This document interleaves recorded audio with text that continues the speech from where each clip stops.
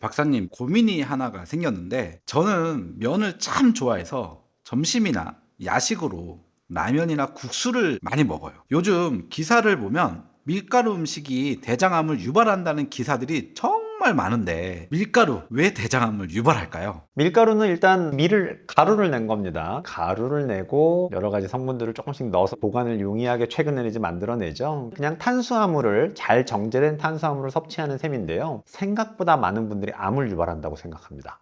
왜일까요?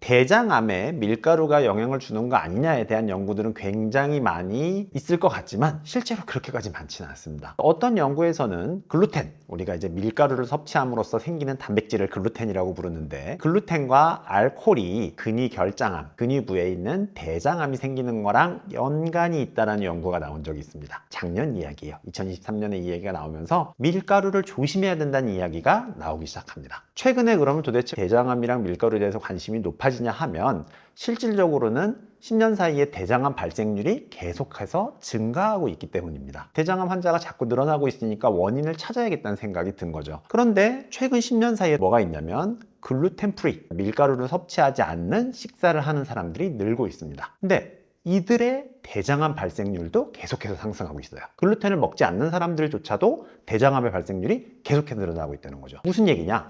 글루텐이라는 것이 직접적인 원인은 아닌 것 같아요 라는 얘기를 할 수 있다는 거죠. 직접적인 원인에 대한 사람들은 있어요. 셀리악병이라 그래가지고 특정 질병이 있는 사람들은 정말로 연관이 있지만, 대부분의 사람들은 그렇지 않다는 얘기를 하는 거죠. 밀가루를 먹으면 대장암이 걸립니다 라고 하시는 분들 중에 대표적인 그 반대 의견들, 통곡물을 먹으면 대장암 위험률이 낮아진다 라고 하는 경우도 또 있어요. 밀가루 대신에 통곡물을 먹으라 그랬던 걸 가지고 무려 11만 명을 가지고 대규모 연구를 했던 결과를 봤더니, 남자는요, 통곡물을 먹으면 실제로 대장암 위험이 낮아진다라는 것들을 알 수 있었는데, 여자는 통곡물을 먹어도 대장암 위험이 낮아지지 않았다라는 결론을 얻은 거죠. 이 논문에서 굉장히 중요한 게 한 가지가 있습니다. 통곡물을 먹는 것이 대장암에 영향을 줄 수도 있고 영향을 주지 않을 수도 있다는 얘기보다 더 중요한 게, 대장암에 걸린 사람들은 통계상으로 나이가 많고 BMI가 높고 체중이 많이 나간다는 거죠. 그리고 낮은 운동량을 가지고 있다는 겁니다. 우리가 밀가루 같은 음식을 많이 먹고 나머지 영양분의 섭취를 하지 않고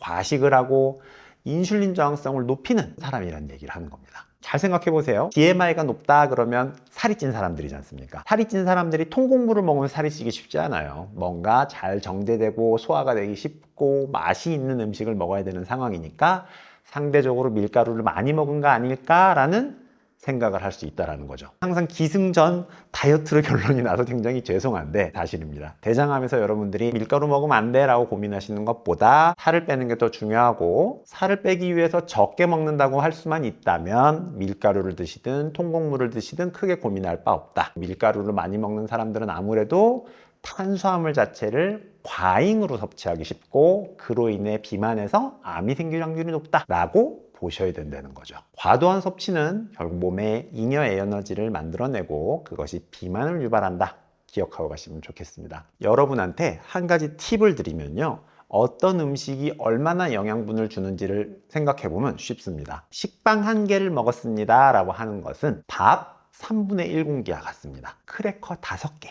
와 동일하고요. 인절미를 먹었다고 치면 3개 정도 먹는 거랑 같습니다. 빵을 먹든 파스타를 먹든 흰쌀밥을 먹든 인절미를 먹든 아무 상관이 없는데, 조금만 먹어도 내 몸에서 잉여 에너지가 쌓을 정도의 양이 된다는 게 문제라는 겁니다. 다이어트를 할 때 그냥 밥 드세요 라고 말씀드릴 때가 굉장히 많아요. 크래커를 밥으로 대신 먹으려고 그러면 반드시 한 20개 정도 먹게 돼 있고, 인절미를 먹게 되면 10개 이상 먹는 경우들이 많거든요. 식사량 총 에너지량이 얼마나 되는지를 보시는 습관을 들이시는 게 대장암 예방에 훨씬 도움이 될 수 있습니다.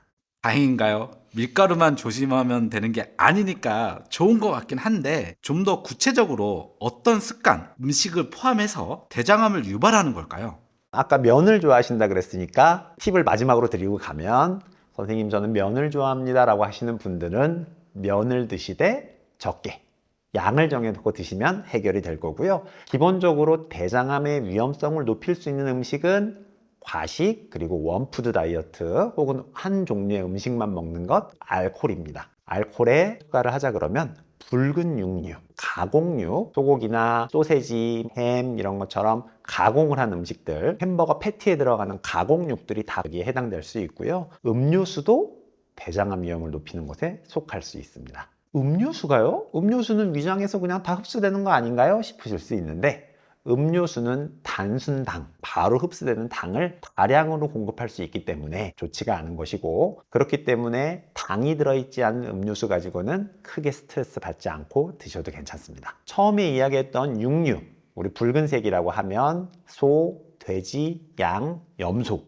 양이랑 염소는 좋다던데요? 아니에요. 양이랑 염소까지를 포함한 가공육들은 20에서 30% 정도 대장암의 위험성을 높인다라고 이야기하고 있습니다. 육류가 대장암의 위험성을 높이나요? 라고 할 때 원인은 여러 가지로 설명하고 있습니다. 첫 번째로는요, 육류에 들어있는 지방이 담즙산의 분비를 증가시킵니다. 지방을 소화시키기 위해서는 몸에서 담즙을 분비해야 소화가 되거든요. 일정 정도의 양은 괜찮지만 과식을 하거나 고지방의 음식들이 들어가게 됐을 때 점막에 손상을 일으키고, 점막의 손상은 DNA, 세포 단위의 손상을 초래하게 됩니다. 손상된 패턴들이 대장암에서도 동일한 형태를 보이고 있으니까 명확하게 영향을 줄 수 있는 것 같아 라고 이야기하고 있는 것이고요. 미국의 암협회는 적색육과 가공육의 섭취를 제한할 것을 권장하고 있는 것이죠. 영국 국민보건서비스 기구에서는요, 하루에 90g 이상의 적색육 및 가공육 섭취를 70g 이하로 줄이도록 권장을 하고 있습니다. 90g은 처음에 조리하기 전이 아니라요, 조리가 끝난 상태의 90g이니까 조리할 때는 조금 더 양이 많아도 되겠죠. WCRF라 그러는 곳에서는요, 붉은 육류의 섭취를 일주일에 3회 이하로 제한할 것을 권장하고 있습니다. 생각보다 많이 먹어도 되죠. 조리 중량 기준으로서 약 350g에서 500g, 영국 국민보건서비스보다 훨씬 많이 먹어도 된다라고 이야기를 하고 있죠. 상대적으로 가공육이 아닌 단순 붉은색 고기를 조리한 것의 기준으로 생각하시면 좋겠고요. 한 가지 조금 신경 쓰시면 좋을 게 뭐냐면, 아시아 사람들은 서양 사람들에 비해서 고기 섭취가 전통적인 섭취에서 많지 않았었기 때문에 용량은 조금 더 보수적으로 보시는 게 좋을 수 있습니다. 70g 이하 정도로 생각하시는 게 개인적으로는 좋다고 생각을 합니다. 대장암을 예방하기 좋은 식단과 운동법 어떻게 해야 할까요? 흔히 좋다고 알려져 있는 것들이 도움이 되는 편입니다. 식단에서는 영양분이 풍부하고 가공을 적게 한 것들, 식이섬유, 칼슘, 마그네슘, 망간, 인이 많이 들어있는 음식을 드시면 좋습니다. 예전에 한번 찍은 적이 있는데 미역 같은 거 많이 들어있다고 할 수 있겠죠. 채소나 과일을 하루에 200g 이상 먹으려고 노력을 하시면 좋습니다. 한국 사람은 한식을 하면 사실상 걱정할 게 없습니다. 나물,